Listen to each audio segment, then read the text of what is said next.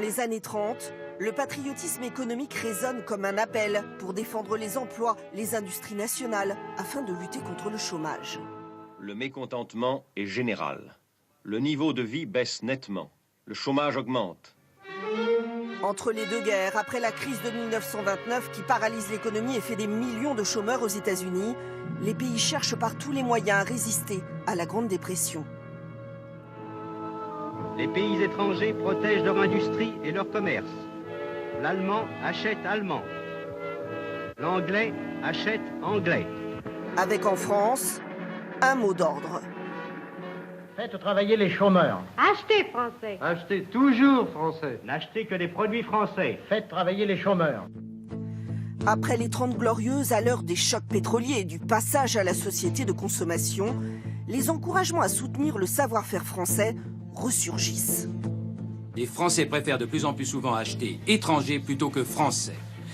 Ils achètent des téléviseurs japonais, des vêtements et des chaussures italiens. Pourquoi une municipalité sur deux a-t-elle importé ses parcs-mètres d'Allemagne? Pourquoi plusieurs centres hospitaliers ont-ils importé leurs blocs opératoires de Suède ou d'Allemagne? Pourquoi enfin a-t-on évincé les Français au profit d'un Allemand pour la fourniture des structures métalliques du centre Beaubourg que le monde entier viendra visiter? Face à la mondialisation et la concurrence étrangère dans les années 80, patrons et syndicats se mobilisent. Ça, c'est un article fabriqué en Italie, Macao, fabriqué en Corée, fabriqué à Taïwan. Et ça, c'est un article fabriqué par nous. Désormais, on ne sensibilise plus, on moralise le tout-puissant consommateur. Lorsqu'un bon choix de produits français vous est présenté, n'oubliez pas que vous faites travailler vos collègues français et par conséquent vous-même. Face aux menaces de fermeture des usines, tous les moyens sont bons pour éclairer les clients et les rendre un peu chauvins. Alors, ce que nous voulons, c'est de sensibiliser les gens, d'acheter français. C'est certain, parce que ça commence à être assez grave. Ça commence à être très grave, justement. Tous les produits japonais et tout ça. Je trouve qu'il vaut mieux acheter français. Pourquoi? Pour beaucoup de choses, je sais que c'est plus cher, mais tout de même, notre pays vaut la peine quand même. Ah, il vaut mieux acheter français. C'est pas que je suis raciste, t'as remarqué, hein.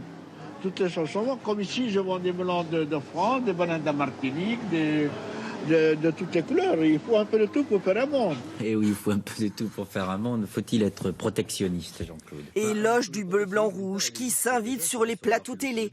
Le Parti communiste en campagne va en faire son cheval de bataille. Il faut défendre la production française. Le nombre de chômeurs dépasse le seuil symbolique des 2 millions.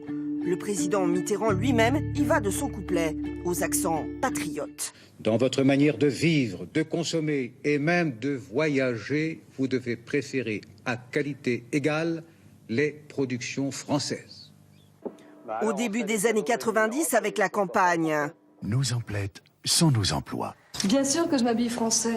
Les célébrités en période de crise défendent les productions tricolores. C'est quand même plus utile de rouler européen. Et pourquoi pas français. Le Made in France a trouvé sa voie.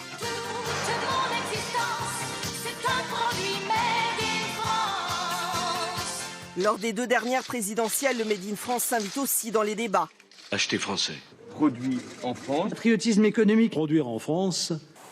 Une valeur citoyenne, un slogan qui rassure, avec comme défenseur suprême les éleveurs se battent.